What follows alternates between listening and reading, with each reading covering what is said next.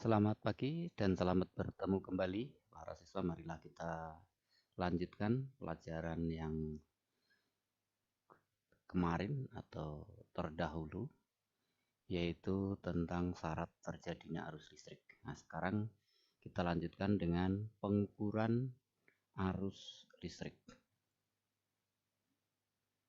Kan?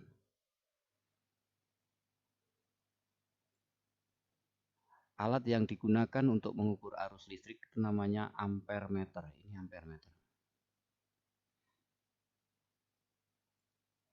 Ampere meter dirangkai seri atau dipasang seri dengan rangkaian listrik. Jadi rangkaiannya dihubungkan oleh alat, ya, menjadi tertutup karena alat ini. Ini namanya dirangkai seri.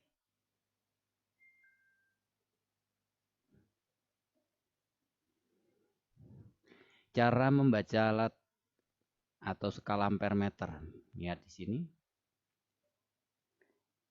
Ada skala terbesar namanya skala maksimum. Skala yang ditunjuk ada batas ukur. Perhatikan.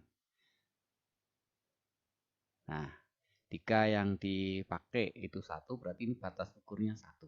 Artinya alat ini ketika terpasang semacam ini, dia hanya mampu mengukur arus paling besar 1 ampere.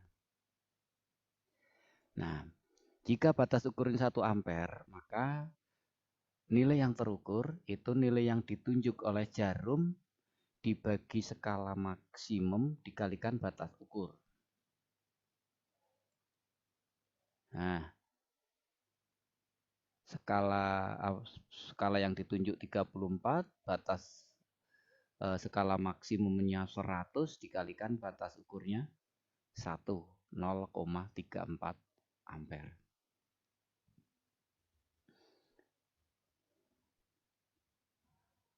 Nah, pindahkan kabel merah ke 5 maupun 10 masing-masing, catat hasil pengukurannya. Dan nanti diganti dengan sumber tegangan 2 baterai, 3 baterai, dan seterusnya. Lakukan dengan mengganti kabel merah. Tapi tolong diperhatikan ketika menggunakan alat, biasakan menggunakan alat dari yang batas ukurnya paling tinggi untuk menjaga agar alat yang kita pakai tidak mengalami kerusakan. Jadi mulailah dari yang tertinggi. Kalau ini 10 ampere batas ukurnya. Terus kalau 10 ampere responnya itu terlalu kecil, simpangannya terlalu kecil, turunkan batas ukurnya 5 ampere. Masih terlalu kecil, turunkan lagi 1 ampere. Kalau masih terlalu kecil, turunkan lagi menjadi 100 miliampere. Oke, jangan dibalik dari batas ukur kecil ke besar. Nanti kalau batas ukur yang kita pakai 100 miliampere ternyata yang terukur 10 ampere, maka bisa menyebabkan kerusakan pada alat. Oke. Ya, tolong nanti dijaga. Kita lanjutkan. Pengukuran tegangan listrik. Ya. Ini ada rangkaian listrik. Terdiri dari sumber tegangan, baterai, ada lampu. Lampunya menyala. Kita ingin mengetahui berapa sih tegangan pada lampu. Maka kita ukur dengan menggunakan voltmeter. Cara merangkainya paralel. Jadi tidak perlu memutus rangkaian. Rangkaian masih tetap menyala.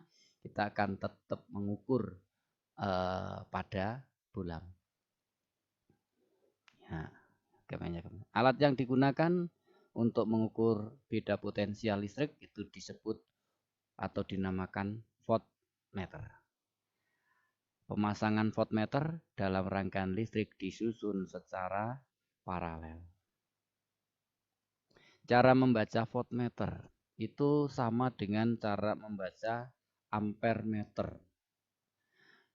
Pertama, perhatikan skala yang ditunjuk. Skala maksimum dan batas ukurnya. Lalu nilai yang terukur, skala yang ditunjuk dibagi skala maksimum dikalikan batas ukur. Kalau kayak begini, ini batas ukurnya 5 volt. Skala yang ditunjuk 40, skala maksimumnya 100, maka yang terukur adalah 40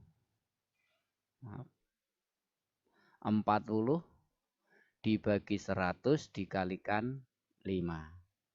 Gitu. Nah, ini ada gambar, ada soal. Perhatikan gambarnya. Berapa besar tegangan baterai yang terbaca pada voltmeter? Perhatikan. Skala yang ditunjuk berapa? Ya, betul, 8. Skala maksimumnya berapa? Oke, betul, 10. Berarti, batas ukurnya 5 atau 10? Oke, 5, betul. Berarti hasil pengukurannya adalah 8 dibagi 10 dikalikan 5. Ya, 4 volt. Gampang kan? Oke, kita lanjut. Tugas.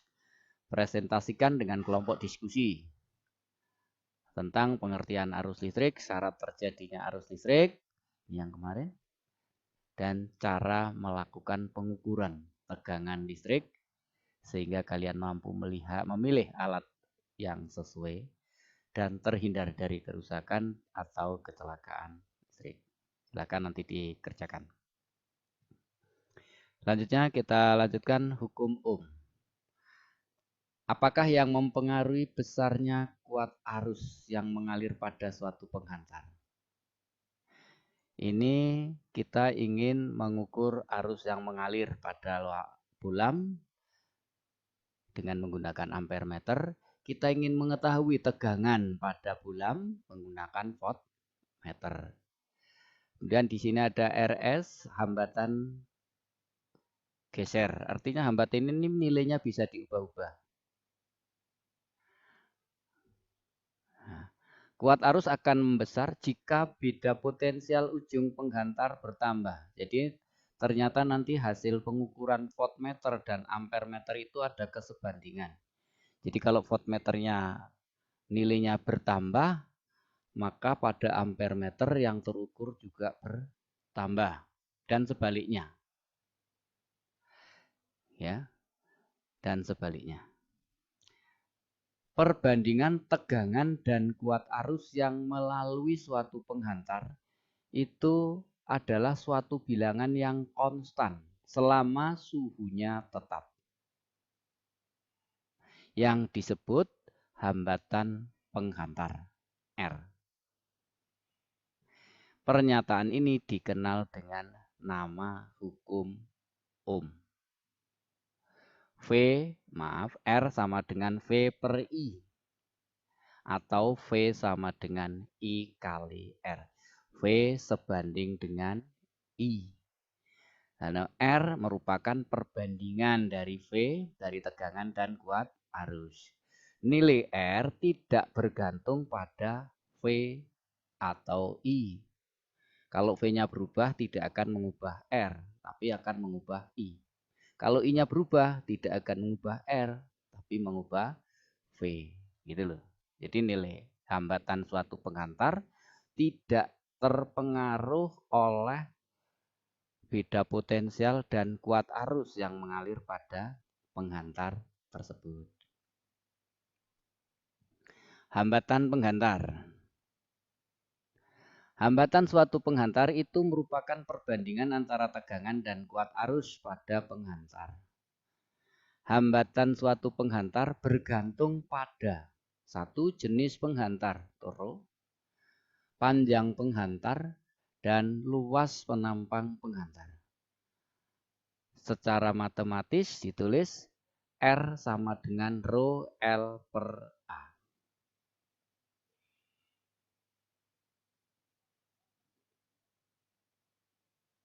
Oke. Nah, lanjut soal. Sebuah pemanas listrik memiliki beda potensial 20 volt dan kuat arus listrik 4 ampere. Berapa hambatan pemanas tersebut? Oke. Ini dengan menggunakan hukum Ohm, R sama dengan V per I. Oke. V per I 20 dibagi 4, 5 ohm atau 5 volt per ampere. Contoh soal. Berapa hambatan seutas kawat aluminium? Hambat jenisnya 2,65 kali 10 pangkat min 8 ohm meter yang memiliki panjang 40 meter dan diameter 4,2 mm persegi. 4,2 mm. Ya. Kan? Diketahui rho, L, D. Maka R-nya ketemu. Maka kita bisa menentukan R. R itu rho L per A. Oke. Rho-nya 2,65 kali 10 pangkat min 8. L-nya 40 meter. A-nya 22 per 7 kali 2,1 kali 10 pangkat min 3 kuadrat. Hasilnya 7,6 kali 10 pangkat min 2 ohm.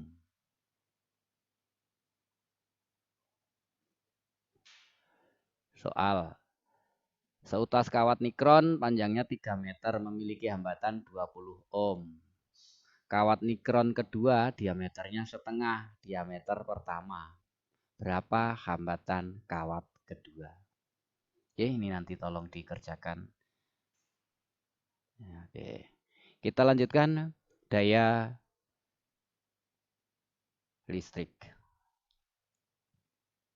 Daya listrik adalah daya energi yang dipakai oleh peralatan listrik maupun energi yang diubah bila muatan V bergerak melintasi beda potensial sebesar V.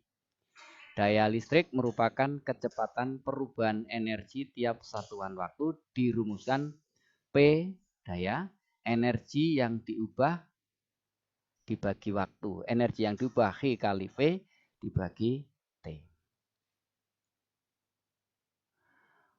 Muatan yang mengalir tiap satuan waktu V per T merupakan arus listrik. Sehingga didapatkan P sama dengan I kali V. Persamaan ini menunjukkan bahwa daya yang dihasilkan dapat diubah oleh suatu perangkat untuk nilai arus I yang melewatinya dan beda potensial listrik V di antara ujung-ujung penghantar. Satuan daya listrik dalam SI adalah watt atau joule per sekon. Hukum Kirchhoff. Hukum 1 Kirchhoff. Ketika arus masuk percabangan, maka besar kuat arus yang mengalir terbagi menjadi tapi jumlah arus yang masuk sama dengan jumlah arus yang meninggalkan percabangan. Ini contoh, arus yang masuk ke percabangan I1 yang meninggalkan percabangan I2, I3 dan I4. Kalau di sini yang masuk percabangan I2, I3 dan I4, yang keluar I5. Jadi I1 sama dengan I2 ditambah I3 ditambah I4 sama dengan I5.